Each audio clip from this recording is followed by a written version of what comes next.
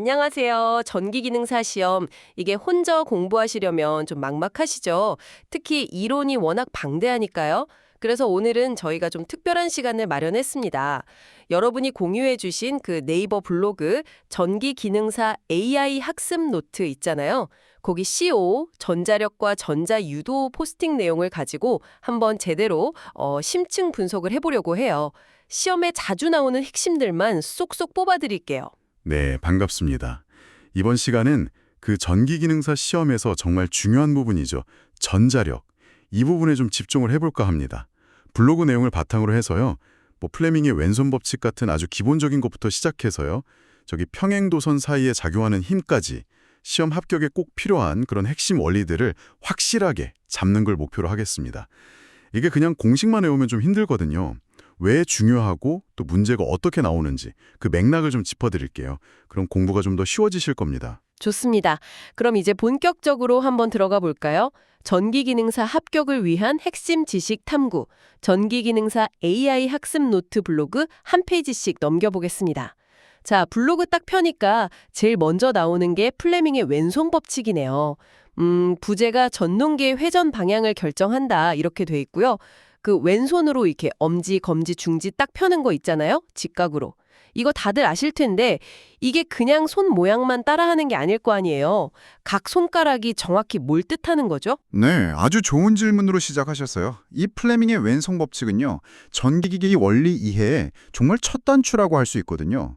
간단히 말하면 자기장 B가 있는 곳에 전류 I가 흐르는 도선을 놓으면 그 도선이 힘 F를 받는데 그 힘의 방향, 그걸 알려주는 규칙이에요. 블로그에도 나와 있듯이 이걸 좀 기억하기 쉽게 영어 머리 글자를 따서 FBI 순서로 외우시면 아주 좋습니다. FBI요. 네, 엄지가 힘, force, 검지가 자기장, magnetic field B, 그리고 중지가 전류, current I, 이 순서죠. 중요한 건 세 손가락이 서로 꼭 직각이 되게 펴야 한다는 거고요. 아하, FBI.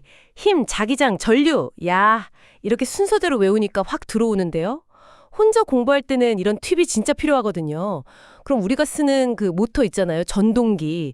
그게 바로 이 원리로 돌아가는 거군요. 블로그 보니까 예시 문제로 5101의 기출문제도 있던데 전동기의 원리에 적용되는 법칙은 질문에 답이 딱 플레밍의 왼손 법칙이었어요. 와, 이렇게 바로 나오네요. 그렇습니다.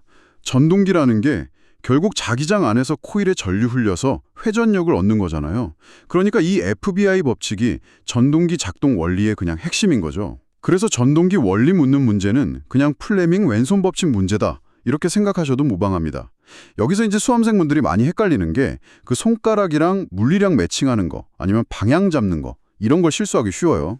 그러니까 시험장 가서 당황하지 않으려면 평소에 왼손 직접 펴보면서 방향 맞추는 연습을 좀 해두시는 게 아주 중요합니다. 아, 직접 왼손으로 해봐야 한다. 네네, 알겠습니다. 확실히 그냥 눈으로 보는 것보다 훨씬 기억에 잘 남을 것 같아요. 자, 그럼 이제 힘의 방향은 알았고요. 그럼 이 힘이 도대체 얼마나 센가? 이게 또 궁금해지잖아요. 블로그에 공식이 딱 나와 있네요. F는 BIL 사인 세타 N, 오, 알파벳도 많고 뒤에 저 사인 세타 저거까지 붙어 있으니까 좀 복잡해 보이기도 하는데요. 네, 처음 보면 충분히 그렇게 느끼실 수 있어요. 근데 이 공식 F는 BIL 사인 세타에는 전자력의 크기를 구하는 아주 중요한 식이니까 꼭 익숙해지셔야 합니다. 근데 또 하나씩 뜯어보면 생각보다 별거 아니에요. 같이 한번 볼까요? 우선 F는 당연히 우리가 알고 싶은 힘, force의 크기고요. 단위는 뉴턴 N을 씁니다. 다음 B, 이건 자기장의 색인데 좀 더 정확히 말하면 자속 밀도라고 해요. 단위는 웨버퍼 제곱미터 WBM 제곱이나 테슬라 T를 쓰죠. 이게 뭐냐면 자기장이 얼마나 촘촘하고 세냐는 거예요. 당연히 자기장이 셀수록 힘도 세지겠죠? 그래서 F는 B에 비례합니다. 네, 그쵸. 자석이 셀수록 힘도 세지겠죠. 맞아요. 그 다음 I는 도선에 흐르는 전류의 세기, 단위는 암페어 A고요.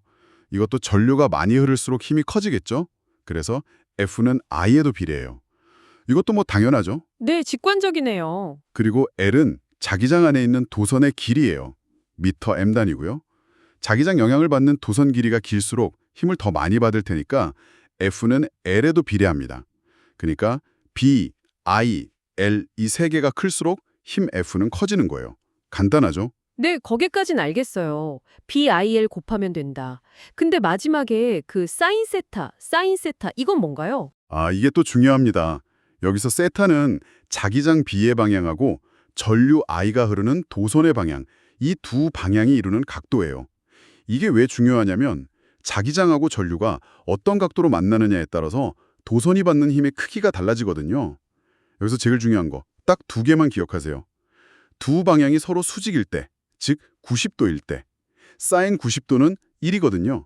그래서 이때 힘 F는 그냥 BIL이 되고 이게 바로 도선이 받는 최대 힘입니다. 아, 수직일 때 최대. 네, 그럼 반대로 두 방향이 평행하면 어떨까요? 0도나 180도. 사인 0도는 0이니까 이때는 F 이퀄 0, 즉 힘이 아예 작용하지 않아요. 힘이 0이라고요? 와. 네, 아무리 센 자기장에 센 전류가 흘러도 도선이 자기장 방향이랑 나란히 놓여 있으면 힘을 못 받는다는 거죠. 와, 그렇군요. 단순히 BIL만 곱하는 게 아니었네요. 이 각도 세타가 힘 크기를 결정하는 진짜 중요한 변수였어요. 특히 수직일 때 최대, 평행일 때 0. 이거는 진짜 밑줄 쫙 그어야겠는데요. 혼자 봤으면 그냥 지나쳤을 수도 있겠어요. 그럼 실제 문제에서는 계산 편하게 하려고 주로 수직, 그러니까 세타 이퀄 90도인 경우로 F 이퀄 BIL만 쓰게 나오는 경우가 많은가요? 네, 맞아요. 기본적인 개념 확인 문제들은 계산 간단하게 하려고 보통 세타 이퀄 90도 조건을 줍니다.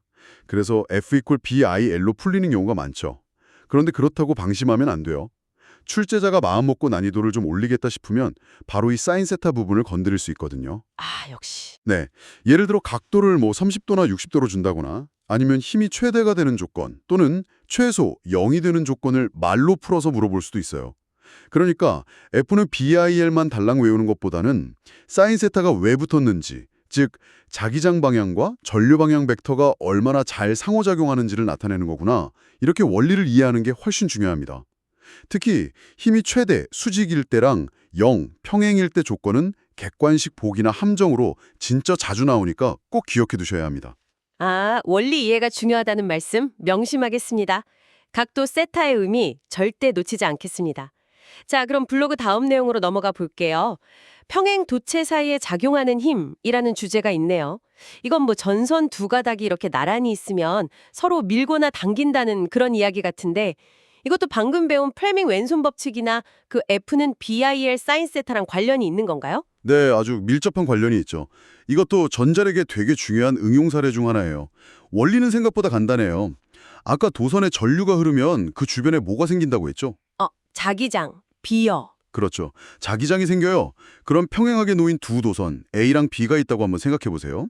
도선 A의 전류 I1이 흐르면 그 주변에 자기장 B1이 만들어지겠죠. 근데 그 자기장 안에 누가 있어요? 도선 B가 있잖아요. 도선 B에도 전류 I2가 흐르고 있고요. 그럼 도선 B는 도선 A가 만든 자기장 B1 속에서 전류 I2가 흐르는 도선이 되는 거예요. 아, 그러네요. 그럼 어떻게 되겠어요? 방금 배운 F 이퀄 BIL 신 세타랑 플레밍 왼손 법칙에 따라서 힘 F2를 받게 되는 거죠. 똑같은 방식으로 도선 B가 만드는 자기장 B2 안에 있는 도선 A도 힘 F1을 받아요. 결국 뭐예요? 두 도선이 서로의 전류가 만든 자기장 때문에 서로 힘을 주고받는다는 거예요. 각 도선에 플레밍 왼손 법칙이 작용한다고 보면 딱 맞습니다. 와, 신기하네요, 진짜.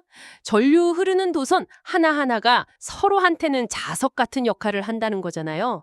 그럼 이 도선들이 어떨 때는 서로 붙으려고 하고 어떨 때는 서로 밀어내고 그런다는 건데 언제 당기고 흡인력, 언제 미나요, 반발력.